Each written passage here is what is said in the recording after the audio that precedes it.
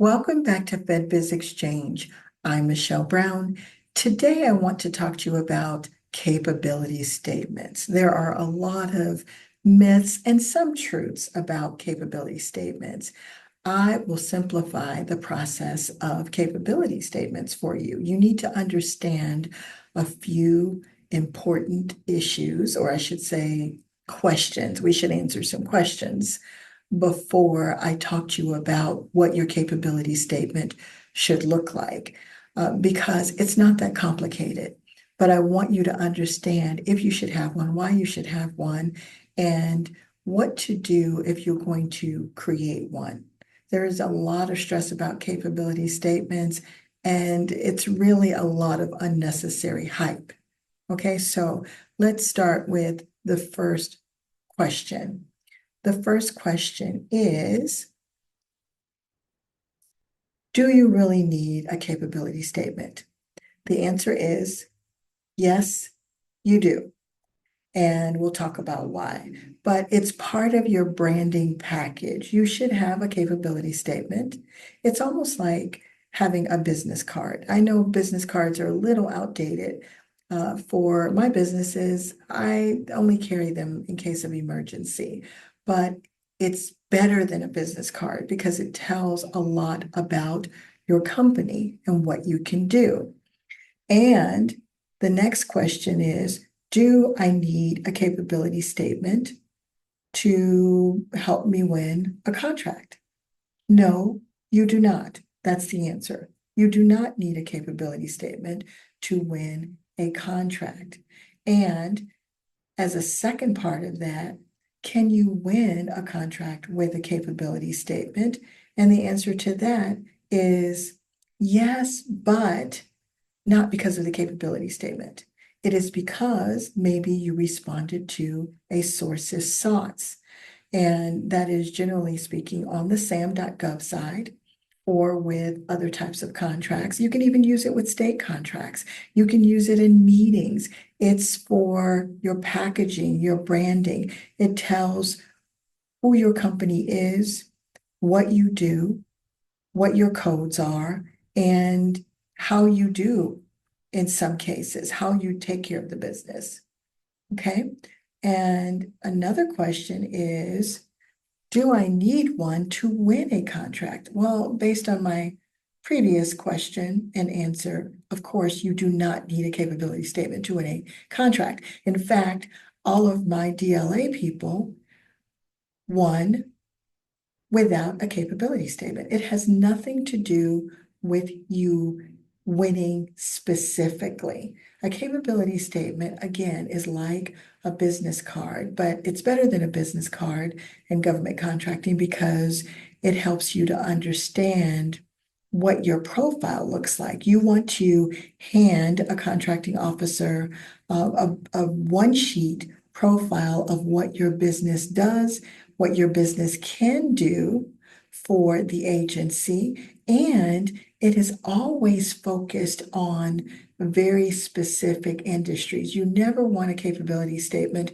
all over the place. Now, can you add a couple of products or services? Sure, but they should connect and they should be within the same general industry. Okay. And then how do you create a capability statement? Well, that's what we're going to do today. I will show you what a capability statement looks like.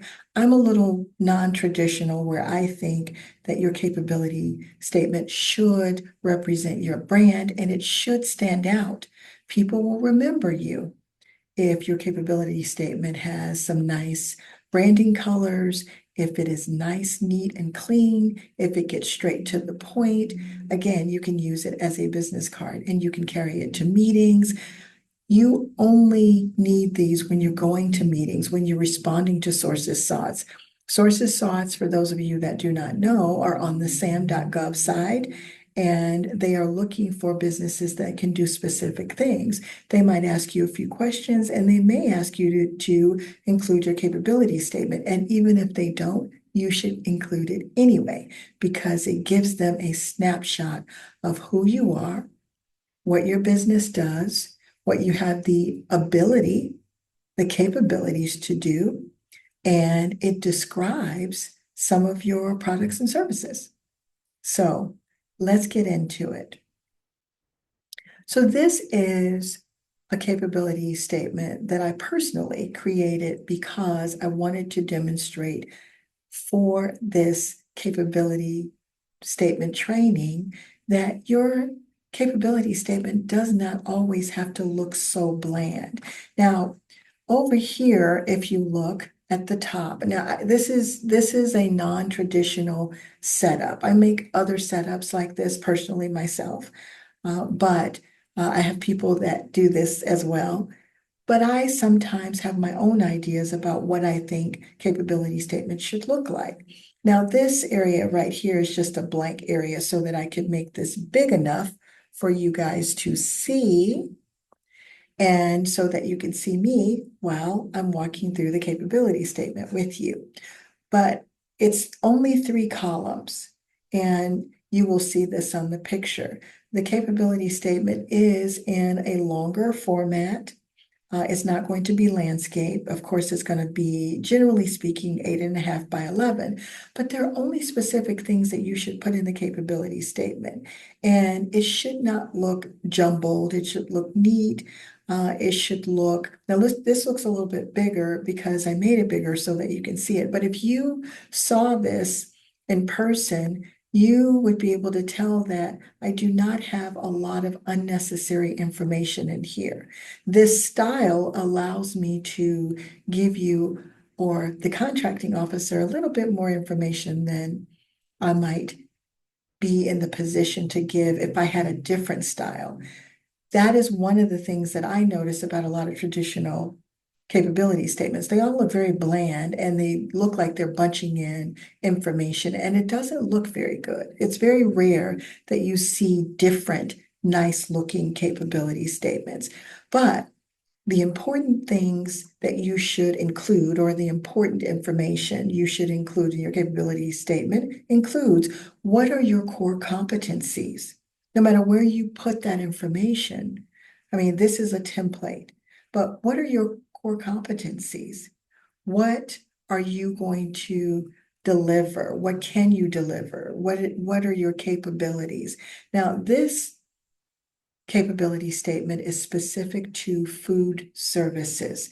And by the way, if you are interested in learning more about winning food service contracts, I am having a training on October 5th. You are invited, but you need to click on the link in the comment section and sign up to hold your space. It is live, it is free, it is on October 5th.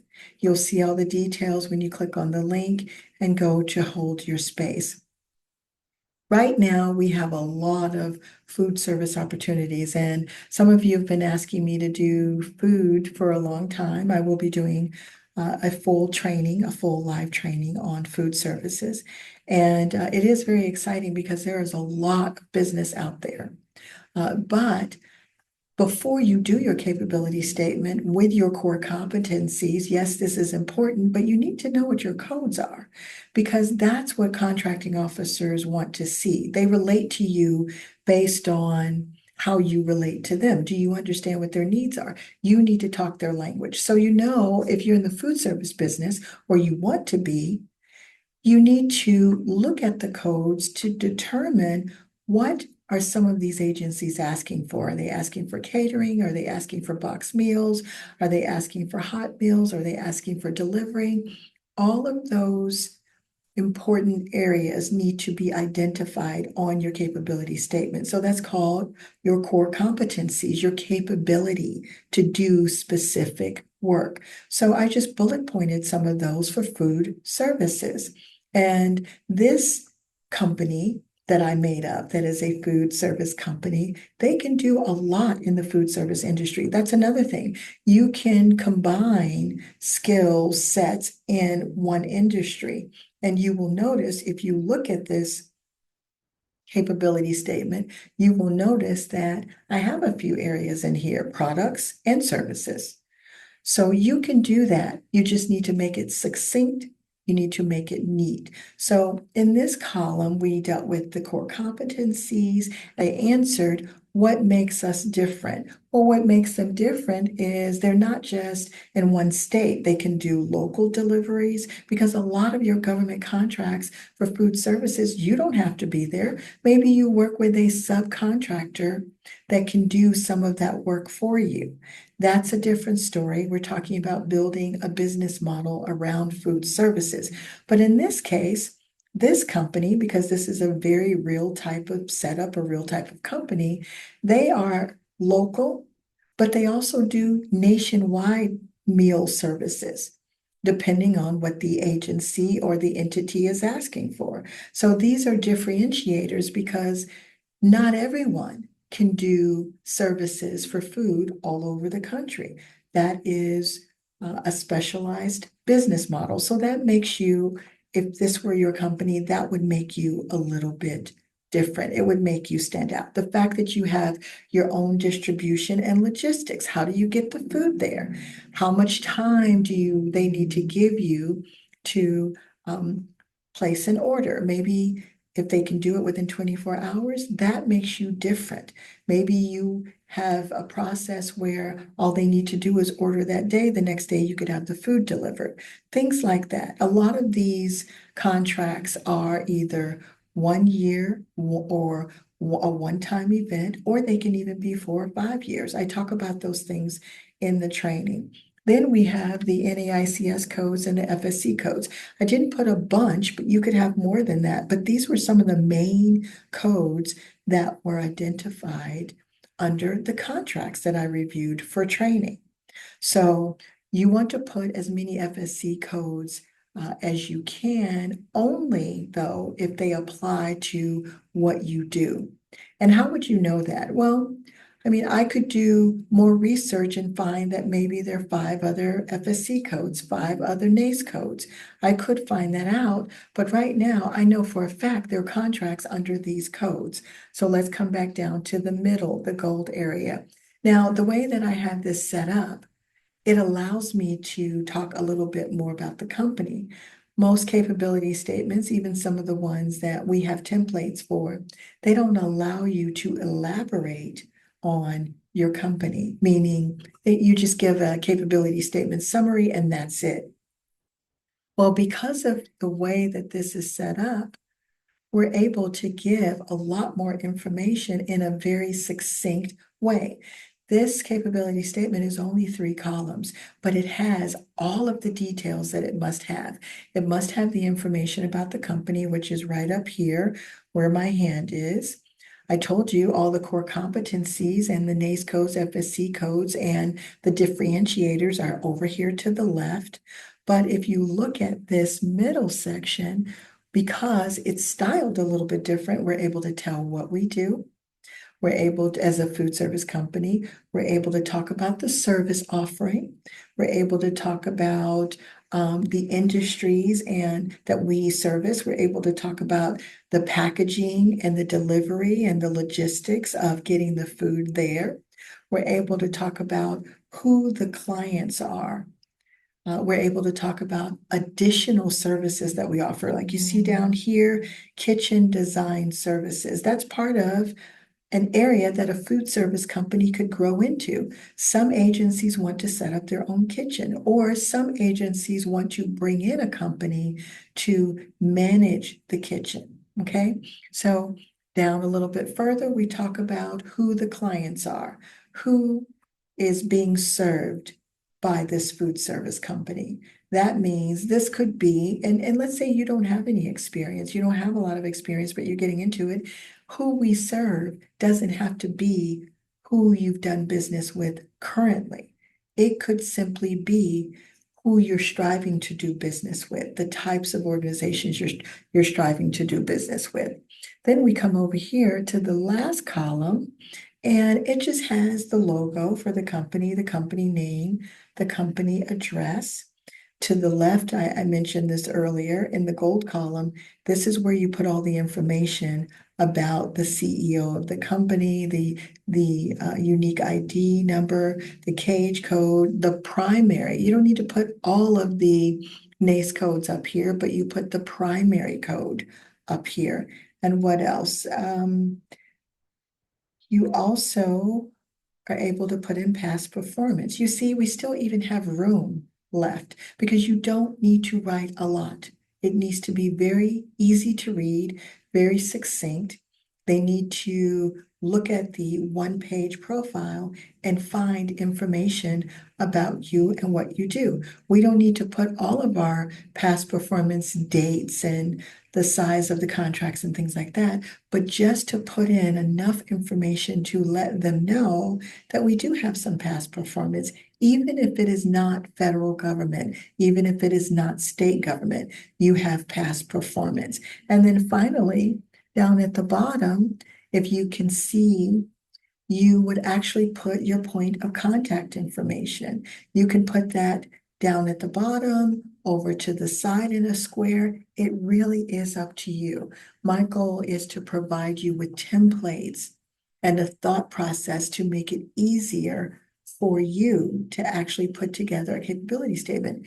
And I think that the industry or people in the industry make this a lot harder than what it is. It's like a flyer representing your business. It is a business profile. And in case you do more than one service or you have more than one product, but they are not related, you should have two separate capability statements.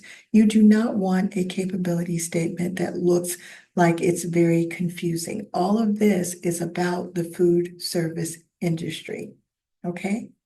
And that's it. Now, if you are interested in getting a template like this, you guys know we do offer some templates in our store, but we're going to be adding a lot more different styles. You could actually buy this one as a template if you would like, but it's just to open up your mind and have you thinking a little bit more about what you want your brand to be. And all you need to do is match it to your colors for your business or for your website. But you want something that looks nice. You can take a stack of these with you when you go to a meeting, but do something that stands out, whether you get it from us or whether you get it somewhere else. I'm also allowing us to start taking orders for styles. If you think you might be interested in that, write to us and we'll send you some information on how to get us to do your capability statement. But don't struggle with this. This is not a big deal. It should take you barely one day to do a capability statement, but you got to do your homework first. You have to know what are the codes for your industry. If you're in the janitorial business, what are your codes? How do you know that? You need to do your research on sam.gov and NAICS.com. That's how you figure out. And then also you get your FSC codes. And then you need to make sure that your capability statement is matching your SAM, because this is how the buyers find you. And remember, our codes, yes, we need the right codes, but the right codes are based on what the federal contracting officers are putting in their solicitations. Those are the codes. That's why you need to do some of your research with SAM, and maybe you get some of the other codes from NAICS.com. But your research in SAM determines where you're going to find the opportunities and how you can connect with the contracting officer. Okay? All right, that's it. Click on the link in the comment section to meet me on October 5th. That is a Saturday because I get to spend time with you on Saturdays. I'll see you there.